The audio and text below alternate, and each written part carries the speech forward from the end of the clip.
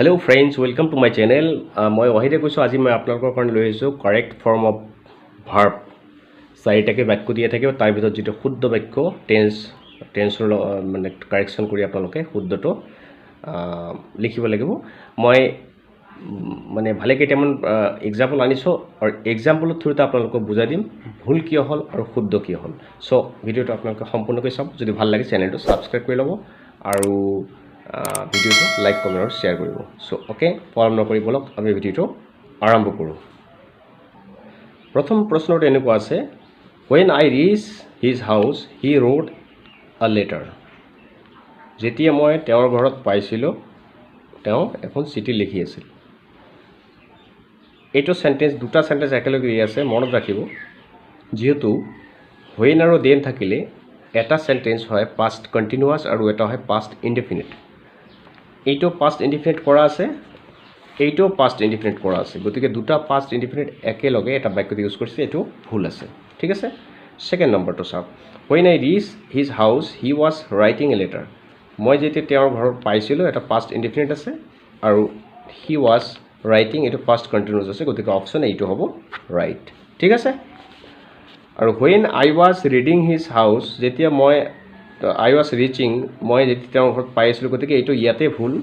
এইটো মিনিংটো সঠিককৈ প্ৰকাশ পোৱা নাই গতিকে এইটো ভুল আৰু পিছতটো নহব এতিয়া অপচন এতিয়া দুই নম্বৰটো চাওক আপোনালোকে দুই নম্বৰটো কি আছে যে tell me how is your brother মোক কোৱা তোমাৰ ককাইক মানে ভাইক কেনেকুৱা আছে tell me how is your brother is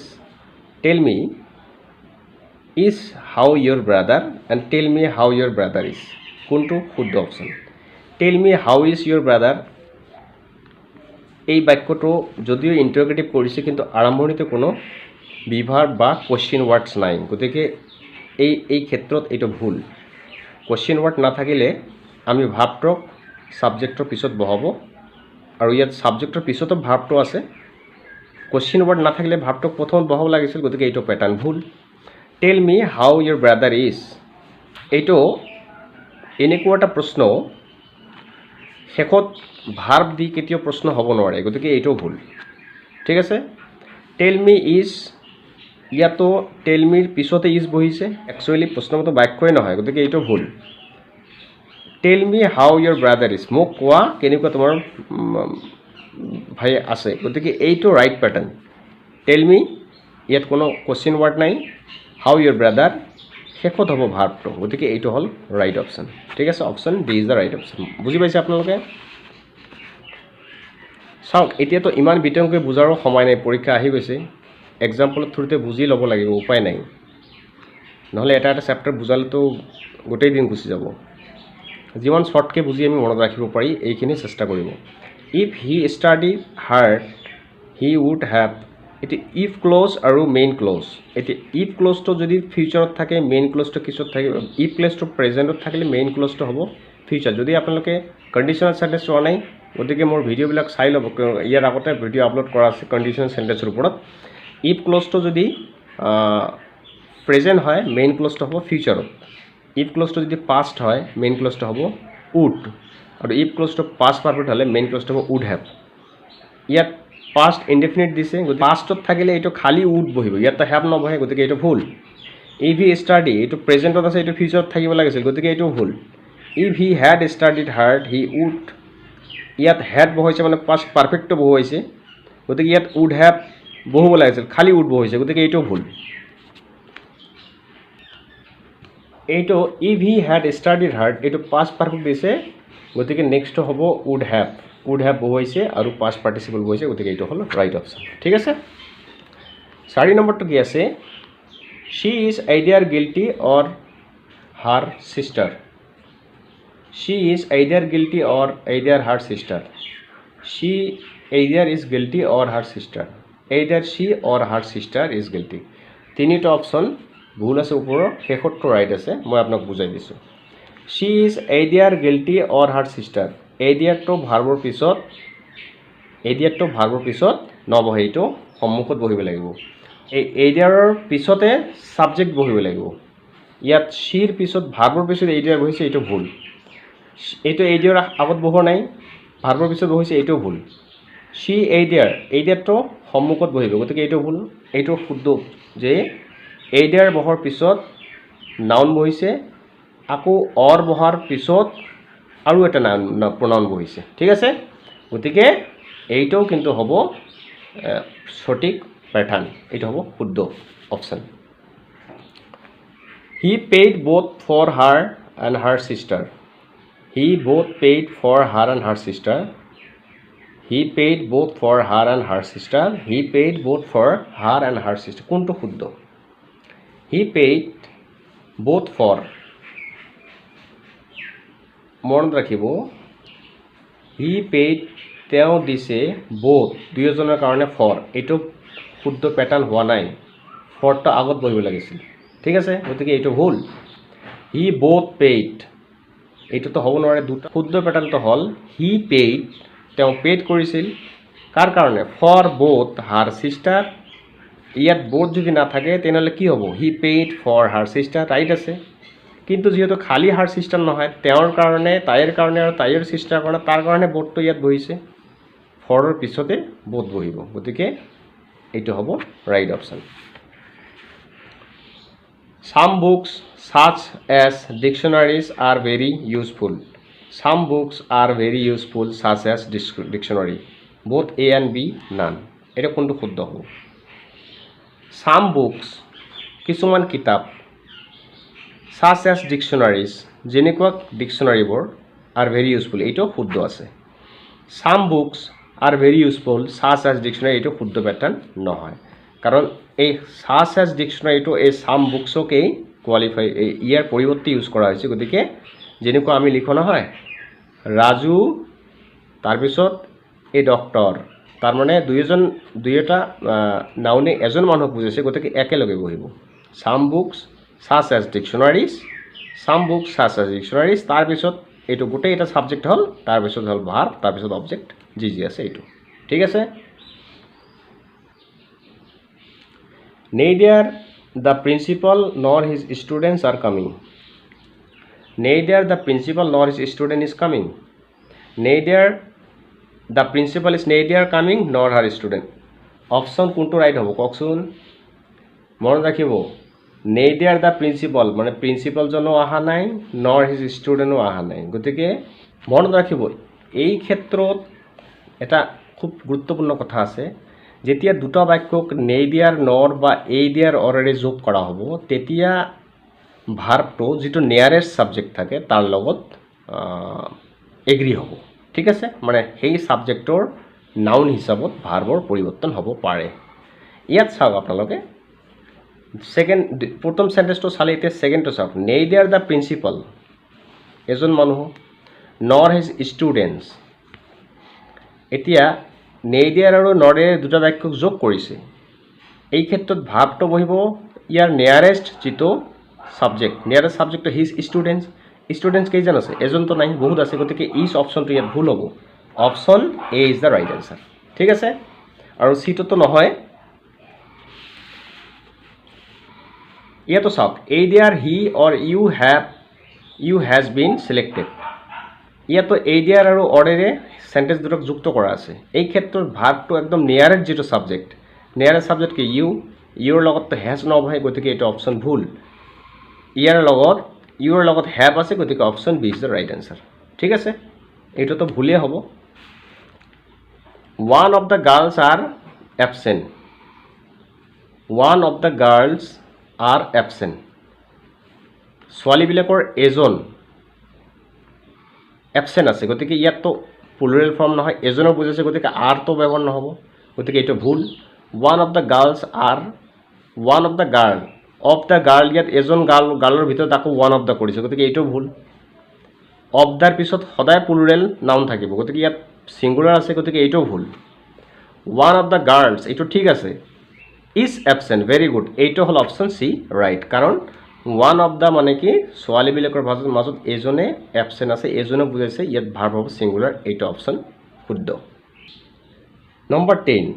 I Ramu is a lawyer. I Ramu am a lawyer. I Ramu are a lawyer none ধৰক দুজন তিনিজন মানুহ একেলগে বুজাইছে যে মই তুমি আৰু তেওঁ একে কাম কৰোঁ মানে একেটা মানে পেচাই বুজাইছে সিহঁতৰ এই ক্ষেত্ৰত মই আৰু ৰামু দুজনে কিন্তু লয়াৰ এই ক্ষেত্ৰত ভাৱটো কাৰ লগত এগ্ৰী হ'ব ভাৱটো প্ৰথমজন যিজন আছে যিজনে কথাষাৰ বৰ্ণনা কৰি আছে এই তেওঁৰ লগত ভাৱটো এগ্ৰী কৰিব গতিকে আই এৰ লগত ভাৱ কি হয় এম হয় গতিকে ইয়াত ইজটো ভুল আছে এইটো ভুল আছে option B is the right answer মনত ৰাখিব কথাষাৰ যে দুজন তিনিজনে এটা ঘটনা একে পেশাত মানে একে পেশাৰ এটা ঘটনা বৰ্ণনা কৰিছোঁ মই তুমি আৰু তেওঁ ষ্টুডেণ্ট গতিকে I you and Raju I comma you তাৰপিছত এম ষ্টুডেণ্ট আমি লিখিব পাৰোঁ এইটো হ'ল শুদ্ধ অপশ্যন কিন্তু আমি টকিং ইংলিছততো বহুতখিনি ভুলেই কৈ দিওঁ কিন্তু আমাৰ গ্ৰামাটিকেলি কিন্তু শুদ্ধ হ'ব এইটো 11 নম্বৰটো চাওক he has given up to drinking he has given up of drinking he has given up drinking কোনটো শুদ্ধ হি হেজ গিভেন আপ তেওঁ এৰি দিছে ছাবজেক্ট ভাৰ্ব এইটো ঠিক আছে গিভেন আপ এটা ভাৰ্ব ইউজ হৈছে এইটো অক্সিলাৰী ভাৰ্ব তাৰপিছত অবজেক্ট থাকিব লাগে অবজেক্টৰ আগততো টু বহিলে নহ'ব অবজেক্টৰ মানে টু বহুৱালে ডাইৰেক্ট অবজেক্টটো নহ'ব ছাবজেক্ট ভাৰ্ব আৰু অবজেক্ট এগ্ৰিমেণ্টটো ফিল আপ নকৰে গতিকে এইটো ভুল he has given up of drinking ইয়াতো প্ৰিপজিশ্যন বহুৱাইছে এইটো ভুল একচুৱেলি ইয়াত জিৰাণ হ'ব ড্ৰিংকিং বহুৱালে ইয়াৰ আগত আৰু প্ৰিপজিশ্যন বহুৱাব নাই কাৰণ এইটো অবজেক্ট হিচাপে ইউজ হৈ আছে গতিকে he has given up drinking এইটো হ'ব জিৰাণ বহিছে মানে আই এন জি যোগ কৰিছে এইটো ডাইৰেক্ট ড্ৰিংক মানে এটা ভাৰ্ব ড্ৰিংকিং মানে এটা নাউন ঠিক আছে গতিকে এইটো হ'ল option C is the right answer it is I who is guilty it is I who am guilty it is who I am guilty কোনটো শুদ্ধ হ'ব এই ক্ষেত্ৰত ইট ইজ আই সেইজন মই হু ইজ গিল্টি এইটো ভুল কাৰণ ফাৰ্ষ্ট পাৰ্চনৰ ভাৱটো ইয়াৰ লগত ভাৱটো এগ্ৰী কৰিব গতিকে আইৰ লগত ভাৱটো এম হ'ব option B is the right answer ঠিক আছে she has finished she has finished reading the book she has finished to read the book she has finished and read the book option a is the right answer দুইটা ভুল আছে কাৰণ subject verb ঠিক আছে অবজেক্টটো two read হ'ব নোৱাৰে ইয়াত আগতে পঢ়ি আহিলোঁ টু ড্ৰিংক এণ্ডটো নহ'ব গতিকে she has finished কি ফিনিছ কৰিছে ইয়াত একো বুজোৱা নাই গতিকে ইয়াত মাজতে এণ্ড কনজাংশ্যন বহিছে এইটো ভুল হ'ব ইয়াত জেৰান হিচাপে হ'ব যদি কোনো ভাৰ্বক অবজেক্ট হিচাপে ইউজ কৰা হয় এইটোক জেৰান হিচাপে ব্যৱহাৰ কৰিব পাৰি কিন্তু ইয়াৰ আগত প্ৰিপজিশ্যন ইউজ কৰিব নোৱাৰি গতিকে এইটো হ'ল অপশ্যন শুদ্ধ it is time he study hard it is time he had studied hard it is time he would have studied hard and it is time he studied hard কোনটো শুদ্ধ মনত ৰাখিব ইট ইজ টাইম থাকিলে মূল ভাৱটো সদায় ঘটনাটো past indefinite টেন্সত প্ৰকাশ কৰা হয় গতিকে এইটো প্ৰেজেণ্ট ইনডেফিনিট কৰিছে ভুল ইট ইজ টাইম থাকিলে ইয়াত পাষ্ট পাৰফেক্ট ইউজ কৰিছে এইটোও ভুল it is time would have কৰিছে এইটোও ভুল ইট ইজ টাইম